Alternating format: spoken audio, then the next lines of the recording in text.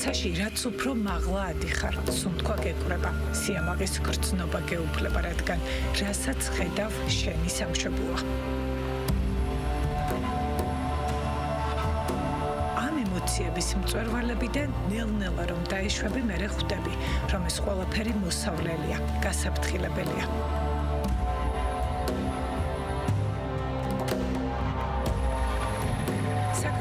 იქ, სადაც ხუთჯვრიანი დროშა ფრიალებს, იქ, სადაც ქართული ჰიმნი ისმის და ქვეყნის ერთგულების ფიცი იდება.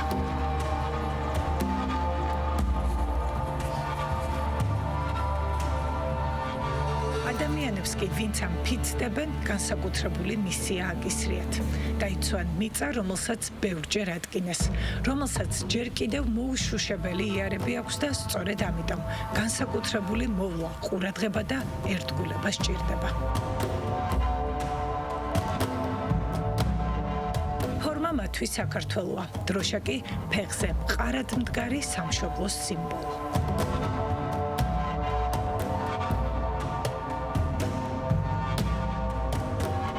სწორედ იმ ადამიანებზე მოგიყვებით, რომლებიც ქვეყნის და ამ სილამაზის მცველები არიან.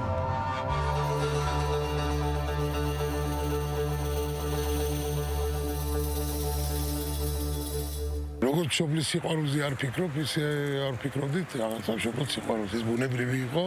მამაჩემთან, მამაჩემის ირგვლივ სულ ტრიალებდნენ ფორმიანი ადამიანები და რაღაცა მომწონდა ეს ყველაფერი და ალბათ თავისთავად ქვეცნობიერად ამ ყველაფერმა იმოქმედა და მეც რაღაც დაუფიქრებლად გავყევი ამ გზას. ერთი წუთით არ მინანია, რო გითხრათ სიმართლე. ერთი წუთით არ მინანია დღემდე, ხოლმე ზოგიერთის მიკვირს, რომ რაღაცა დაუფასებელი და რაღაცა მე ესე არ ვხედავ. რას ელოდები იმისგან გააჩნია, თორემ იმის მიხედვით შეგიძლია მე შეაფასო.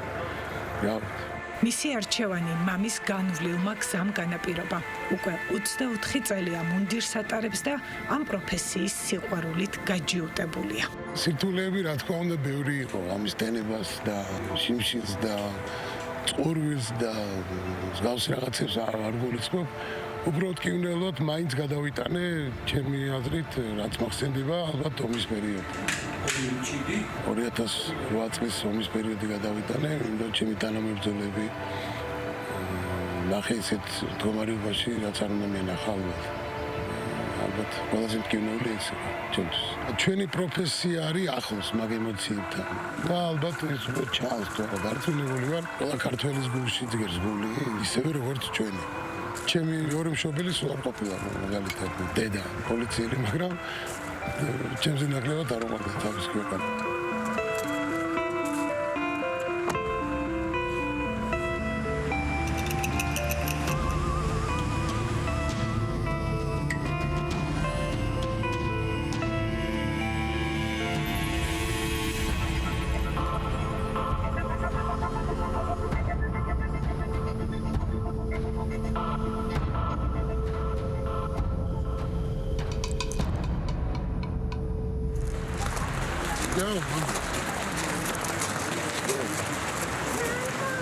ჩემი სტუდენტობა ძალიან უკავშირდებოდა, ასე ვთქვათ, სცენას. მამის მდგომარეობიდან გამომდინარე, ხა იყო მოიხსენებათ ცნობილი ანსამბლი ქართული ხმების სოლისტი და ჩემს ცხოვრებაში მუსიკა და მსგავსი, ასე ვთქვათ, სცენა და ასევე კატეგორია მუსიკოსების ბევრი იყო.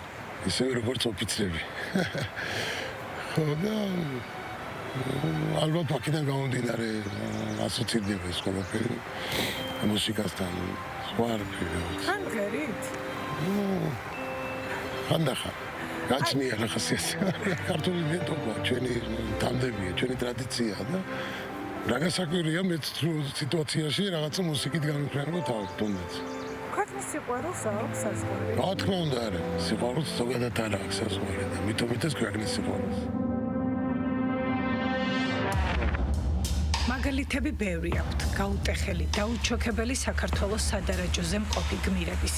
ამ გმირების გზის ნაკვალევზე უნდა იარონ, მათთვის ყველაზე ძვირფასის სამშობლოს ღირსების შესანარჩუნებლად. თუ ქვეყნის სიყვარული არა გაქვს, ისე ამ სამსახურში ვერ იმუშავ. იმიტომ რომ ჩვენი მესაზღვრეები თავის დასწავლ მონაკვეთს საქართველოს საზღვარს ისეულიან როგორც საკუთარ სახლს, საკუთარ ეზოს. ალბათ გულით უნდა იყო მესაზღვრე და ბუნებით სულში უნდა გეждდეს პროფესია. გარდა ამისა, მესაზღვრეობა არ არის მარტო საზღვრების დაცვა, აქტიურად არიან ჩართულები სამაშველო ღონისძიებებში. ხანძრების დროს ყოფილა შემთხვევა, რომ სამაშველო სამსახურის მოსვლამდე უკვე აღმოფხვრილი ჰქონდათ პრობლემა. აქ მათი ფეხის ნაბიჯები მარტოობას აქრობს და ყოველდღიურად სიცოცხლის კვალს ტოვებს. მაშინ როცა დამლაპარაკებელიც აღარ არის, ამ თებს ელაპარაკებიან, ფიქრებს უზიარებენ და სიმტკიცეში ეცილებიან. მესაზღვრის პროფესია გარდა რთული რელიეფისა, ასევე ძალიან სარისკოა. ქონდა შემთხვევა, როცა დამრღვევი იყო ინფორმაცია, რომ დამრღვევი გადაადგილდებოდა სახელმწიფო საზღვრის მიმართულებით, დევნის დროს დამრღვევმა სამწუხაროდ ცივი იარაღით დაგვიჭრა მესაზღვრე. ამ დროს საქმეს ჩაერთო სამსახურეობრივი ძაღლი, ეს დამრღვევი დააკავა თვითონ და შემდგომ მესაზღვრეებმა გაატარეს შესაბამისი ღონისძიებები.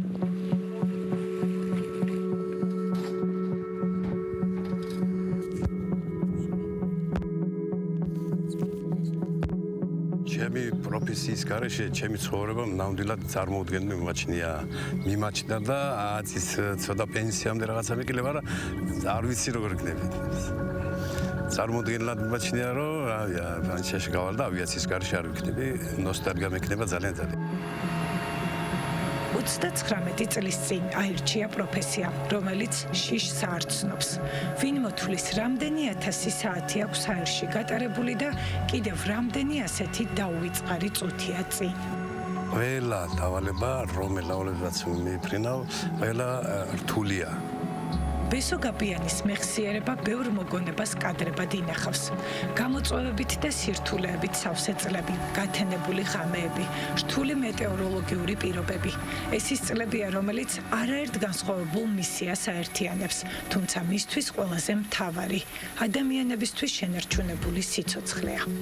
ავიაცია მიცის ძალიან შეყვარება ავიაციაში რომ ჩააბიჯებ ერთი ფეხით всё ვერ ამახვალ აერში ხარ ფრენავ და ემსახურები საქართველოს დასტავარია და აკეთებს იკეთეს ერთად დავფრინავ და ხარ ინტერვიუსაც ერთად აუცილებლად შვილი რა თქმა უნდა ღრუბლებში ფრენის დრო ეწურება. ეს მისთვის ყველაზე რთული ეტაპია. პროფესიასთან გამომშვიდობების დარც კი ის გზა უმსუბუქებს, რომელიც მისმა მემკვიდრემ უნდა გააგრძელოს. რომ გადავწყვიტე რომ მეც ფრინავი გამختارიყავი, თავიდან არ იყო ეს მომენტი, რომ მარტივი არ იყო მოკლედ და თავისი გამოცდილებიდან გამომდინარე არ უნდა მაინც და მაინც რომ ფრინავი გამختارიყავი, მაგრამ რაც გავიზარდე და ნახა რომ ჩემს აზრში მტკიცებდი დექი, მე უკვე დამეხმარა კიდეც და დღეს მე ფრინავი ვარ, მამა ჩემს გვერდით გავარ და ერთად ვასრულებთ რაღაც დავალებებს. სიმბოლურია, რომ პირველი ფრენაც მამასთან ერთად ქვეყნისთვის ყველაზე მნიშვნელოვან თარიღს დამოუკიდებლობის დღეს შეასრულა. მაშინ პატარა ბიჭი ვერც აცნობიერებდა, რომ საფუძველი ცხოვრების მთავარ არჩევანს ეყრებოდა. ბავშვობაში რაზეც ოცნებობდი და რეალურ ცხოვრებაში როცა ჩემ თავზე გამიცადე ეს ყველაფერი, ნამდვილად ერთ და იგივე ჩავთვლი რომ ოცნება ამიხდა და რაზეც ოცნებობდი ეს არის ეს ყველაფერი არის, რომ შემიძლია რომ ავფრინდეთ, სადმე წავიდეთ, რამე დავალება შევასრულოთ, ხალხი გადავარჩინოთ და ხალხს დავეხმაროთ მოკლედ.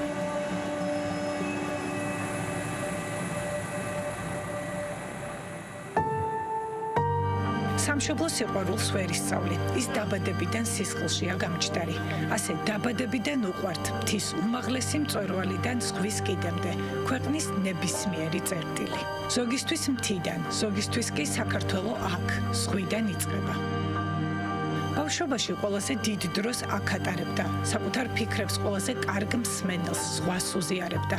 მერე ტალღებს ყველაზე შორს, მიუწვდენელ წერტილში საკუთარ სურვილებს ატანდა და მოუთმენლად ელოდებოდა მათ ასრულებას.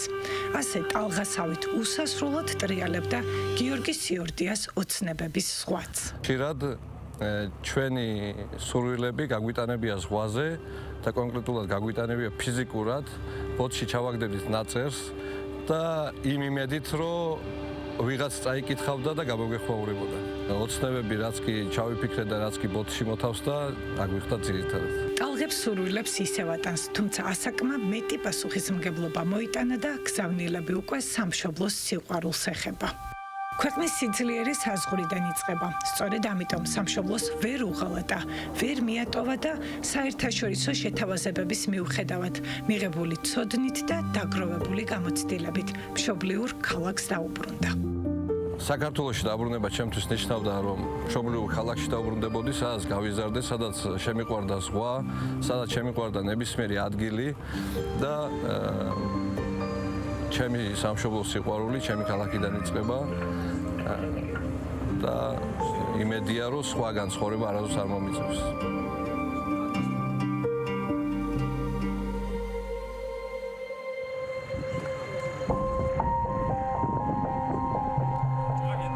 იქ, სადაც ზღვა ჰორიზონტს ერწყმის, მათი შრომა და სიფხიზლე საქართველოს სიმშვიდის გარანტია. სოხუმზე ხომყავს.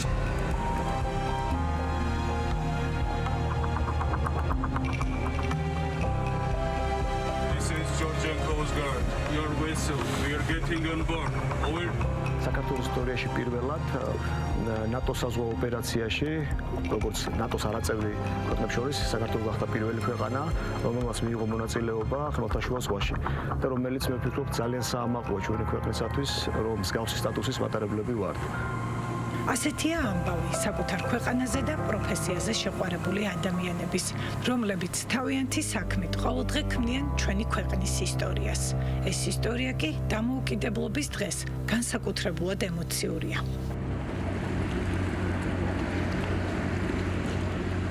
ფაქტიურად ხორცესული ოცნება არის ჩემთვის აქ მუშაობა, იმიტომ რომ ის რეალობა, რაც დღეს ჩვენთვის არის, და წვლილი შეგვაქვს და აი ჩვენი წვლილით რაღაც საქმე კეთდება, ეს უფრო ძვირფასი და უფრო მნიშვნელოვანი არის იმ ოცნებაზე, რაც ბავშვობაში მქონდა. ქვეყნის და ადამიანების უსაფრთხოებაზე ზრუნვაში ხშირად საკუთარი სიცოცხლე მეორე ხარისხოვანი ხდება. სიმამაცე და პატრიოტიზმი შიშს სამარცხებს და მიზანიც სწორედ მაშინ მიიღწევა. ანუ ჩემთვის პირადად შტორმი ადრენალინი არის და არანაირ შისარიწევს ჩემში. მე მიყვარს მაგალითად სირთულეებთან შერკინება და არა, პირიქით უკეთესია. უფრო მეტი мотиваცია არის საქმის გასაკეთებლად. მონაწილეობთ ადამიანების გადარჩენაში, ადამიანებს ჯუხნით სიცოცხლეს, ეს ყველაფერია ის, რაც გვაყვარებს ამ სამსახურს და რაც გვაძლევს იმის ძალას და კიდე ენერგიას, რომ კიდევ გავაგზავნოთ მუშაობა და კიდევ მეტი კარგი საქმე და კიდევ მეტი კარგი საქმე გავაკეთოთ. ამ ადამიანებისთვის მაგალითი სამშობლოსთვის დაბადებული გმირების ისტორიებია, რომელზეც ჩვენი ქვეყანა დგას. ქვეყნის მცველები მუდამ იქ იდგებიან, სადაც სამშობლო სჭირდება, რადგან უმაღლესი მწვერვალიდან ზღვის კიდემდე საქართველოს დროშამ ყოველთვის ამაყად იფრიალოს. ყველა ფორმიანი ადამიანის ფიქრი არის ერთი, რომ ჩვენი ქვეყნის ტერიტორია უნდა იყოს ერთიანი. და იმაზე მეტად ძლიერი ვიდრე ალბათ ჩვენ წარმოდგენაში არის. თქვენი საქართველო როგორია? ეხლა ვიდირებ.